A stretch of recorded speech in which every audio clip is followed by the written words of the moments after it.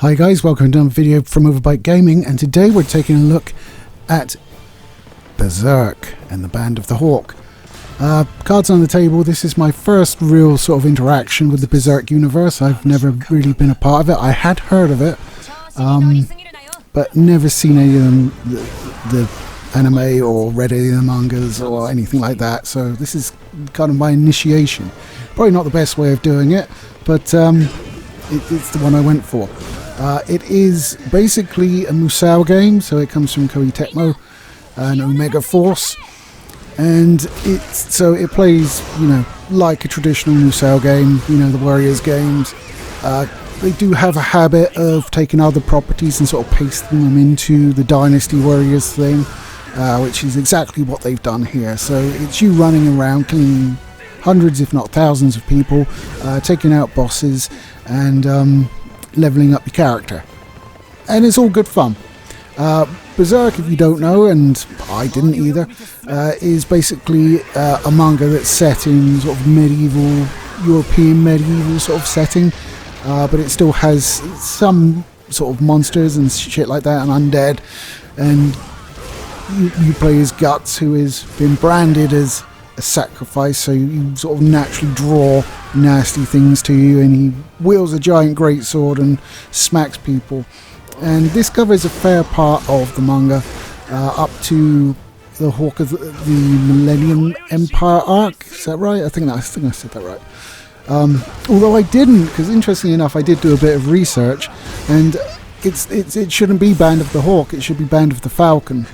The Japanese word for hawk and falcon is the same, so when they translate it, they just pick one basically. But Kentaro Miura, I think is the guy who did the manga, he confirmed it was supposed to be Falcon because it was a tribute to the Millennium Falcon, as you might have guessed, as Hawk of the Millennium Empire arc. It would have been Falcon of the Millennium Empire arc, and you see what I mean? So yes, I am aware, but not having been, I don't read or speak Japanese, despite having tried to learn it once. Didn't go well. Although it's a much easier language to learn than English, definitely. But I just didn't really have the time to do it. So I think Jintesh is tea. There you go. It's about the extent of what I retained, and that's probably wrong. So, but because I can't read or speak Japanese, it's not anything that bothers me. So as far as I'm concerned, it's the Band of the Hawk, even if it shouldn't be. So yeah. The gameplay itself is very Dynasty Warriors-esque. You run around, you build up a bar when you kill things, or when you get lower health. In some circumstances, it will build up by itself, which is a little bit game breaky, because you can just kind of avoid bosses while it builds up, and then enter and go into your invulnerable damaging state and blah. So yeah, I think it's a rage meter in this, rather than the Musou meter that we'd had in Dynasty Warriors, but it's effectively the same thing, except, well, it depends on the Dynasty Warriors game you're looking at. But in Berserk, the way it functions is you press it once and you go into a mode where you can't be damaged. You can do a lot more damage to other things. Whilst in this mode, you build up a secondary bar with kills, and once that's fully built up, you tap it again and you'll do like this big destructive move, and it won't even end the rage time. That just runs out by itself. So it's not particularly in depth. I mean, the combo tree is just a series of X and Y's. It's like press X this many times and it branches off into Y, and you press Y this many, that sort of thing. So it's not a great in-depth, complex combat system. Does it need to be? I don't think it does. I don't think the power fantasy nature of the Warriors games really needs a huge in-depth combat system. It's just, most of the time you'll be spamming your light attacks because you'll just be hitting like the enemy sort of grunts that rarely attack you anyway. At least on normal difficulty. Even when you crank it up, they still are hesitant to attack, but they will do it a lot more often than that. So I don't think it needs to be that complicated. I mean, the fun in the Warriors games is just the mass destruction you cause, the amount of deaths that you're responsible for, all that stuff, and it delivers in spades. I like Guts as a character. You do get a lot of the character stuff, although very truncated and in some cases a little bit toned down as well, because it's not as bloody or as sexual as the comic or the manga. I've heard, because as I said, I've not read it. Although if it is highly sexual and violent, I might, because that's just the way I am. Yes, I know. Bad me. Bad.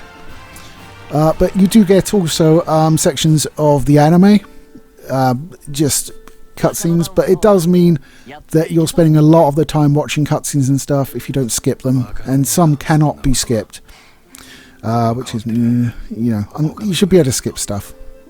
Even if it would be beneficial to your enjoyment of the game to not skip it, you should still have the option to do so, in my opinion. So you go through that and you unlock other characters as you go. You will occasionally play them in story mode, but it's not very often at all. You're mostly playing as Guts. But you do have the option to go into 3 mode, which then you can play any of the missions you've completed as any of the characters. There's an Endless Eclipse mode, which is kind of like a wave-based thing. I haven't really dabbled too much in that. I've been concentrating on story mode, to be fair. But I mean, it's not a bad jumping off point. I know it's not the best, right? Reading the manga will always be the best, but if you want to get, you want to get to know the sort of basic overview of the Guts story in Berserk, then here it is. At least it covers like all of what's referred to as, I think, the Golden Age. So it's all of that. So it's like his time with the Band of the Hawk, and then he leaves the Band of the Hawk and goes about being the lone swordsman type dealy and fighting sort of more. I mean, when you're with the Hawk, it's more sort of versus other mortal armies, and when you break off, it sort of delves more heavily into the mystical stuff. So it's a nice change of pace. It does help to some degree to keep it fresh. Excuse me. The tutorial is very, very sort of mystical, where you're fighting demons rather than people, though. I'm not sure I would have done that. I would have like eased into it, so I wouldn't have seen a demon until like they first pop up in the story, rather than you doing a tutorial level where it's packed with them, sort of thing. But that's just the way I would have done it. You do get equipment that you find. It's not weapons, which is a bit of a shame. But I mean, his sword's kind of iconic, I guess, so that's probably why. But certainly you get other stuff like rings, banners, cuffs, stuff like that. And you open up the ability to enhance them using materials you find or buy from a shop, or you can amalgamate them. Each one has certain stats and certain abilities that you can sort of like press together, kind of thing. And you can amalgamate up to 4 into one at one time. But there's nothing to stop you doing it multiple times, which I have done. So there's that. I haven't really found the need to grind yet. I've come close to dying a couple times, but I haven't actually died yet. Mind you, I am playing on, games journalist difficulty, because that's the way I roll. I don't buy a game to be frustrated or challenged. I buy a game just to enjoy it, I mean, there are certain games where I get it. Like overcoming a challenge and the dopamine dump you get for doing it is nice. It's like I'm playing Elden Ring and I was fighting... I can't remember the name of him, but it was kind of like part lion. And you were kind of like in this boggy island sort of thing. It's quite near the start of the game. I think it's like the second big bad that you have to fight, I think. And I spent like over an hour trying to beat this guy, and I finally did it. I literally had a headache. I was getting so stressed about it.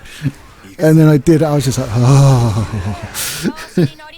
So I get it, but most of the time I don't want to get to the point where I have a headache. So I'm more happy just to play through a game and appreciate the story. And there is a lot of story in this. As I said, it is redacted and missing some stuff apparently from the manga, like the Lost Children mark is skipped, stuff like that. But for me, for not knowing what I'm missing, I'm kind of like ignorance is bliss, right? So that's pretty good. The graphics are fine, you know. It's not a new game. It did come out in February 2017. Which leads into probably one of the biggest downsides for this, is that it came out in February 21st, 2017, was released on Steam at the same time. It's still £50 on Steam. You find that the Musou games really keep their price. They're almost like Call of Duty in that regard. I got it because it happened to be on sale, and I picked it up for £20, which I think is a far more fitting price point for it. So I'm not upset about paying £20. To be honest, I probably wouldn't be upset about paying $50. I just feel like it should be cheaper, you know. I mean, I enjoyed the game. I got a lot of time out of it, so I wouldn't be upset paying $50 for it. But then again, it's kind of like, I'm happy paying $50 for the game, but like, come on, dude, it should be cheaper to be like fucking 8 years old. So, oh good, someone's just started angle grinding outside my window, which is good that I'm almost done.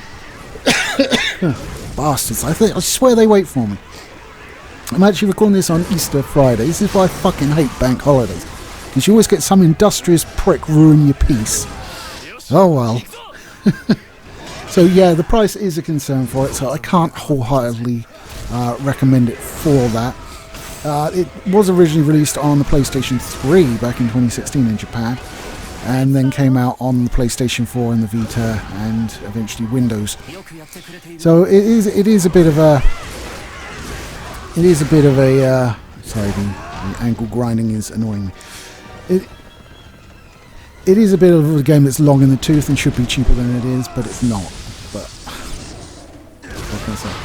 I mean, if you really like Berserk, you might not like it because of the sort of censorship in it, the way it's been toned down, and the missing elements.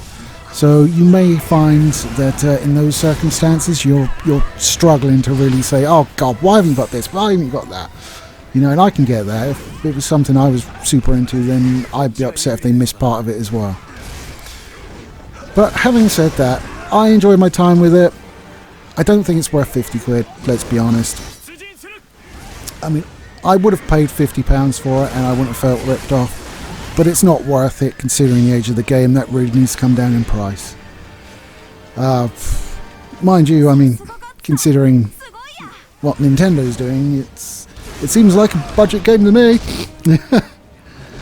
So there you go, guys. That's my review of Berserk and the Band of the Hawk. I really enjoy it. It's a fine entry into the Musou series. It's got me more interested in Berserk than I was before, and I might check out some more media surrounding it, probably the anime, because manga just seemed like a long-term commitment, you know. But that's it from me. So take it easy, guys. Hope you have a good Easter, and I'll catch you next time.